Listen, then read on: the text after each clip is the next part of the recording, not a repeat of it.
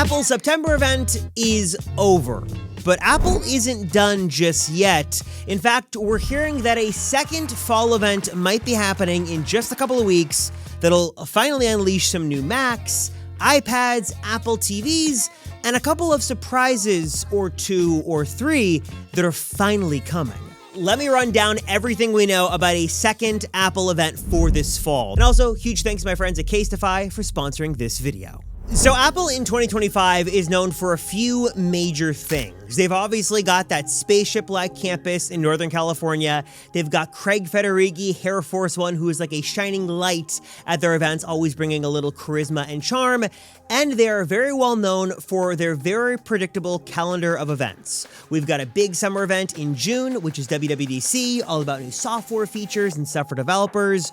We've got the fall event, all about new iPhones and watches. We can check that off the list. We just had that a couple of days ago.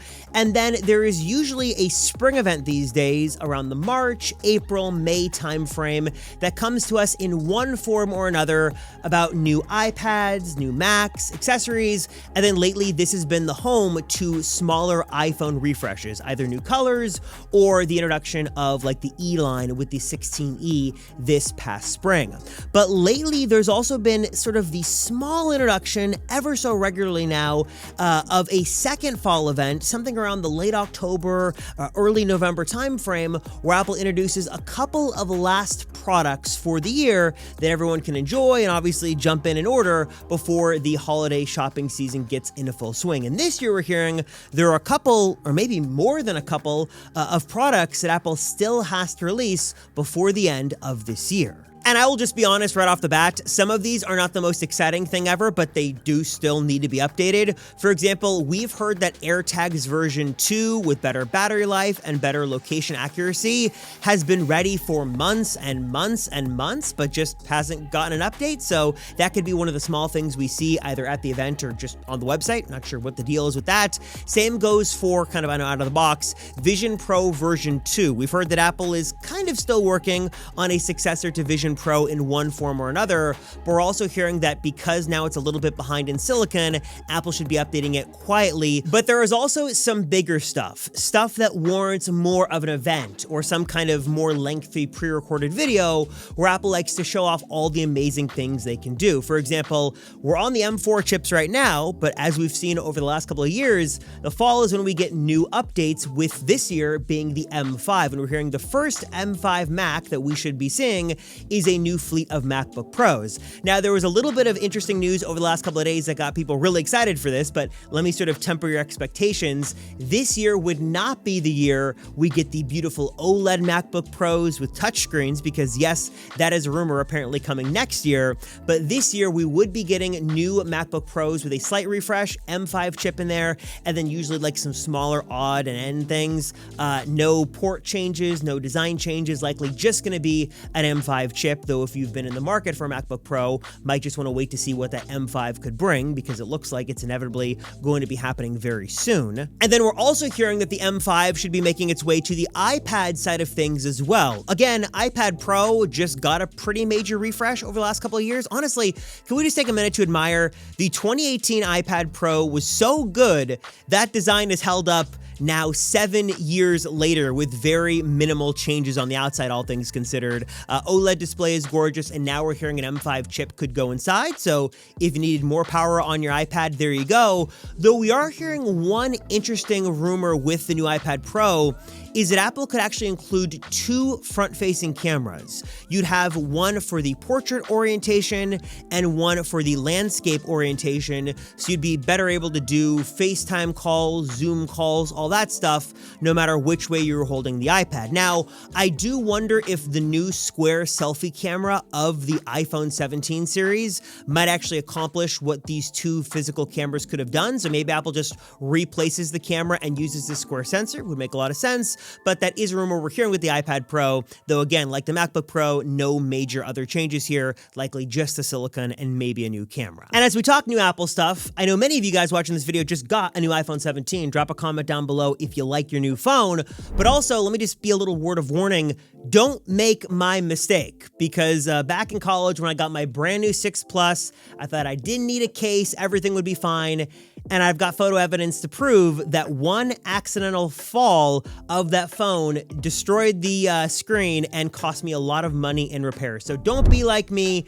Don't let that be the case for you, because a better case for you is an actual nice premium case made by my friends over at Caseify, because they've got an amazing lineup here for the iPhone 17. For example, if you're looking for the most protection, check out the bounce case, literally bouncing your iPhone back from any accidental fall with 7 times military drop protection of over 20 feet. This thing can withstand any accidental drops and then maybe some intentional ones where I had a little too much fun trying to drop this thing and seeing if anything happened. But spoiler alert, the phone stayed pristine and just fine. Oh, and by the way, the damage you think you see isn't actually phone damage. I actually have Caseify lens protectors on this phone for this exact reason.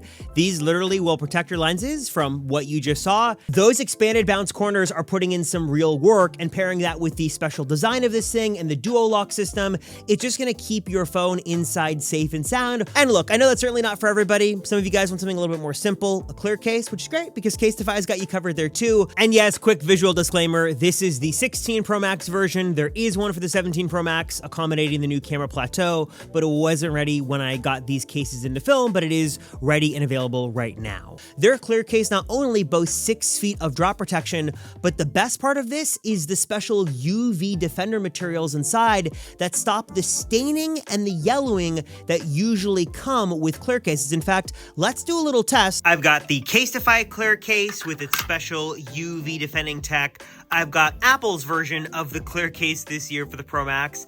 And what I'm gonna do is just stick both of these in their own cup of nice, delicious coffee. And thanks to the power of editing, it's been nearly 4 hours. So let's take a look at how our cases are faring. First up, woof, comes the Apple clear case. And now for the Caseify case. All right, so I wiped both these off with a little elbow grease, and I've got to say I'm impressed with the Apple case. Take a look clearly here at the discoloration of the bottom of the case. You can almost clearly see the line of where it was submerged in coffee for about 4 hours. Just will not come off. Whereas with the Caseify case, I'm impressed. I mean, a little bit of elbow grease and just a little paper towel wipe down has got this thing back to looking clear. There's also the glazed case. So what I love here is the ability to sort of mix and match the different motifs to sort of get the vibe that you want with your phone. It also packs this beautiful glossy design that is great and looks awesome, but you always worry about scratches. You don't have to worry about that here thanks to this special inner printing technology where the prints are actually sealed behind the back plate. Since you already invested this money in your phone, the last thing you want to do is go on some random website and spend $5 for a case, because while it's cheap in the short term, it's not going to protect your phone in the long term. If you guys want to learn more, check it out for yourself today. Check out all the Caseify has to offer for the 17 series. Link is going to be down below. Check it out and learn more today. We've also been hearing a lot of rumors since the beginning of the year that Apple is really looking to jump more into the home space. That we know they have HomeKit that the geeks like, but most average people I feel like don't get into home automations. But Apple's looking to change that by not only expanding HomeKit, but also making their own products. So we've heard they've been exploring their own video doorbell, their own sensors, maybe their own thermostat. That could be something we see.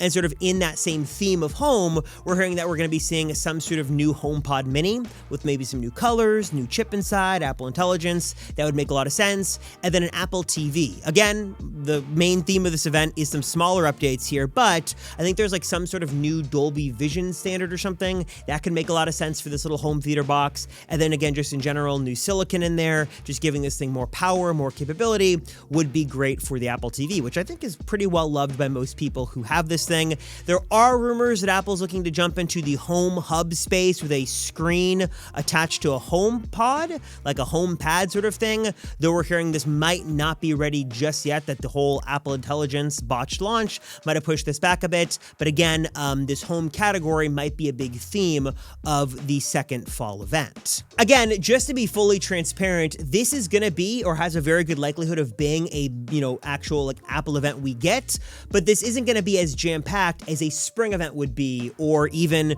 a fall event, obviously with iPhones and Apple Watches, when Apple does these October events or sort of these off-branded kind of events, we've seen some in early January, we've seen the Scary Fast event, things like that. They're usually much shorter and focus on a couple of products instead of a bunch, and they're pretty brief. So even if it's just a couple of new Macs and iPad Pro with an M5 chip, that is certainly something we could see. And again, if we look at Apple's sort of historical timing, late October, middle October, early November is kind of the latest they'd want to go before holiday shopping kicks into full swing. So as we learn more about a potential second fall event, I'll certainly let you know, but that is what we're expecting right now. So I'm curious, what do you guys think? Are you interested in a second fall event? Are you in the market for a new Mac? You think Apple should do an M5 iPad Pro, or does just that not make any sense this year? Drop a comment down below. Please let me know. Appreciate you guys watching. Thank you so much for your support. I am Robert Rosenfeld from the Apple Circle, and I'll see you all in the next one.